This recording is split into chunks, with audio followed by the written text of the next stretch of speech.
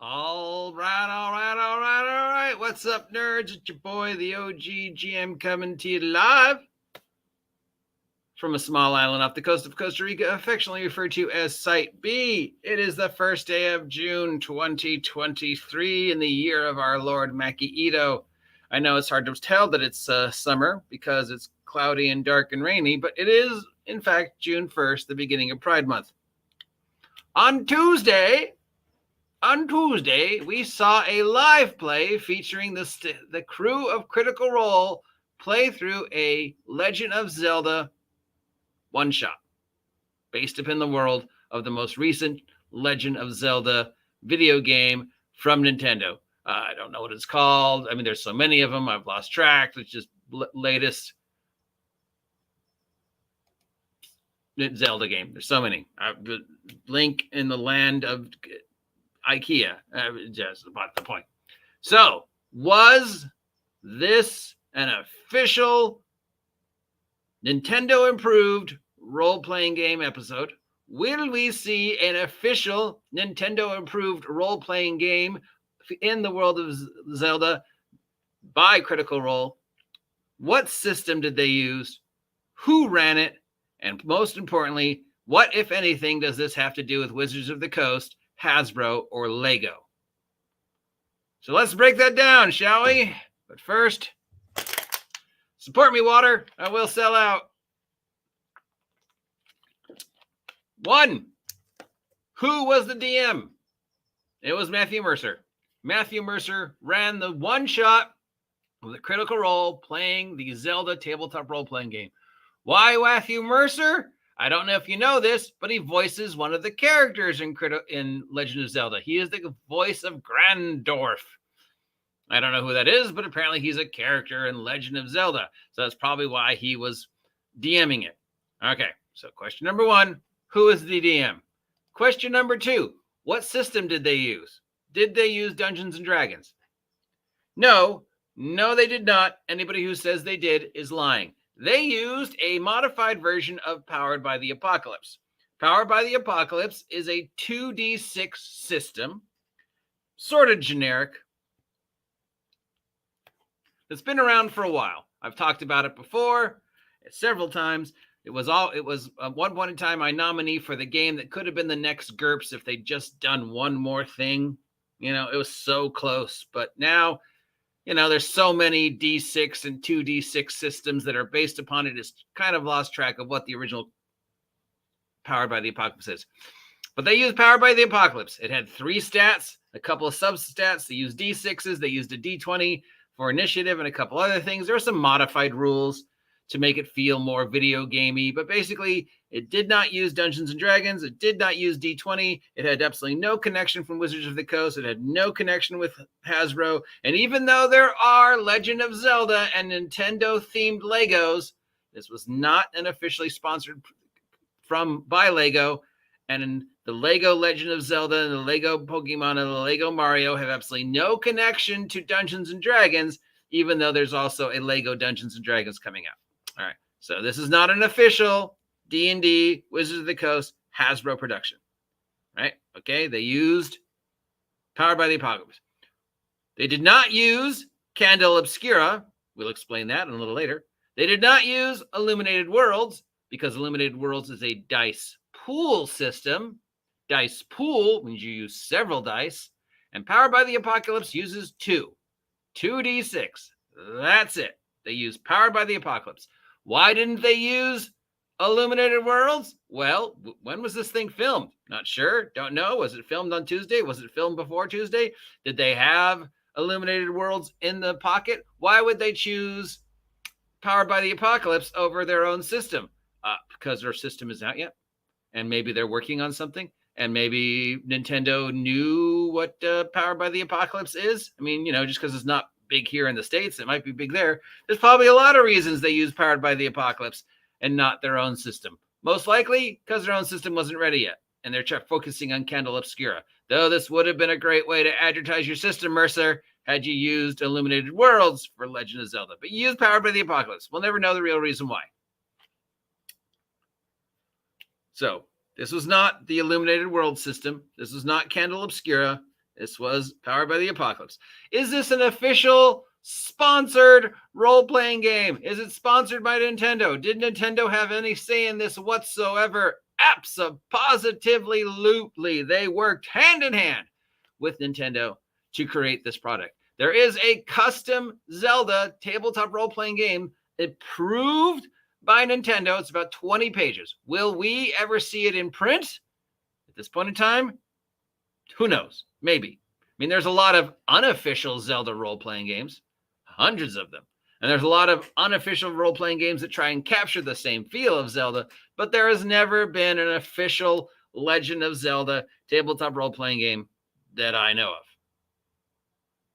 But Nintendo did approve of this. And Mercer and company did work hand in hand with Nintendo. So as far as Nintendo is concerned, that was official.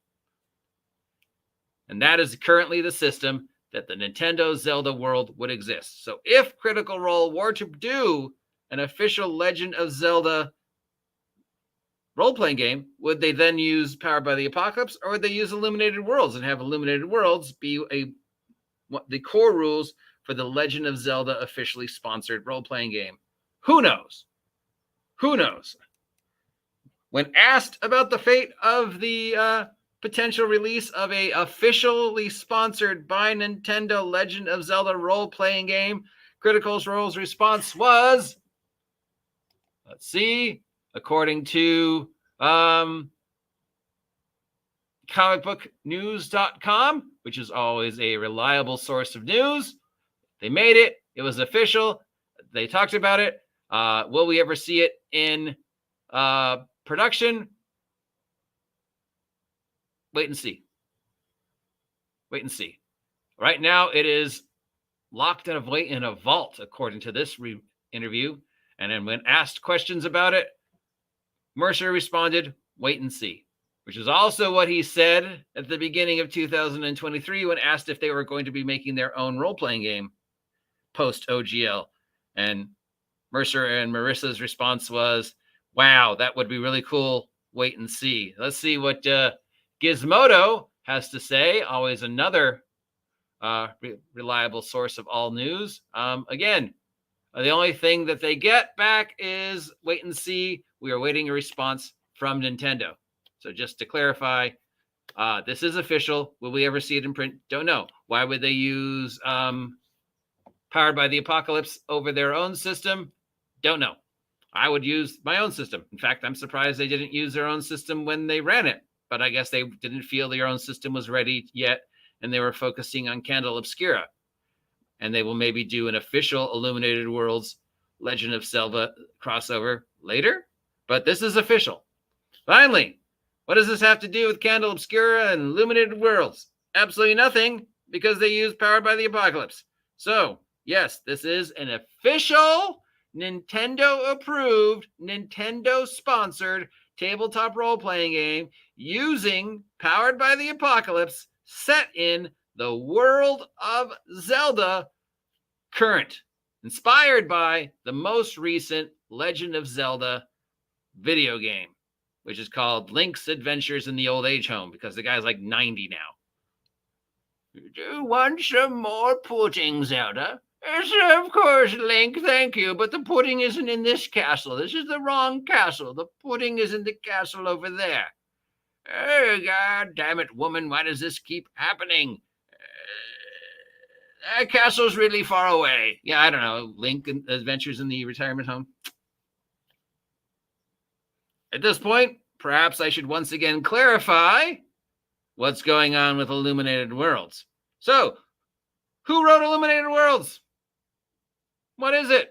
Where did it come from? Why does it exist? Why are so many people confused by it? I don't know. We'll discover that. We will explore that in another video if you guys really want to. But as of today, as of now, as of the first day of June at 9 o'clock in the morning, here in Ventura, California, the video is available to be watched on the Twitch channel and the YouTube channel. It is DM'd by Matthew Mercer because he's the voice of one of the characters. Matthew Mercer and Marissa worked hand in hand with Nintendo to create this product, which uses Powered by the Apocalypse. It is officially sponsored by Nintendo, which means this is an official Legend of Zelda tabletop role-playing game, even if we never see the rules. It is not sponsored by Wizards of the Coast. It is not sponsored by Hasbro. It is not sponsored by Lego. They did not use Dungeons and Dragons or any other system owned by Wizards of the Coast. There was absolutely no connection whatsoever between this production and D&D or Lego. Anybody who says otherwise is lying. Stop it. That is it. We will have more information on this as the story unfolds, though in the great scheme of things, it really doesn't matter until Nintendo says, yes, make a game, Critical Role, and use whatever system. Maybe they'll use Daggerheart. Maybe they'll use Illuminated Worlds. Maybe they'll use a completely different system. I don't know. I'm not Matt Mercer. I live a couple miles from apparently where his house is, but I don't know him. Never met the guy. Don't know what he's thinking. Don't know when this went into production. Don't know what on beyond closed doors. It is pointless to speculate because we weren't there. So let us just wait and see. But yes, it's official. And no, it's not connected to D&D. Can't believe I'm arguing with people about Critical Role. Remember the days when I just made shit up about them to get clout? Yeah. Now I try to be at least a little bit more respectable. That's it. That's what's going on with that. We'll have more tabletop role-playing game news in a bit. Until then, I'm the OG GM. If you appreciate this content, consider subscribing, helping me hit 2,000 subs by the end of the year. And don't forget, if you haven't picked up your copy of Wretched Vigilantes yet, take a moment to head on over to the Red Room or Big Geek Emporium and pick up the amazing Wretched Vigilantes, co-written by me. Till next time, stay safe, stay warm, stay healthy, stay happy, and stay off my land, you damn marks.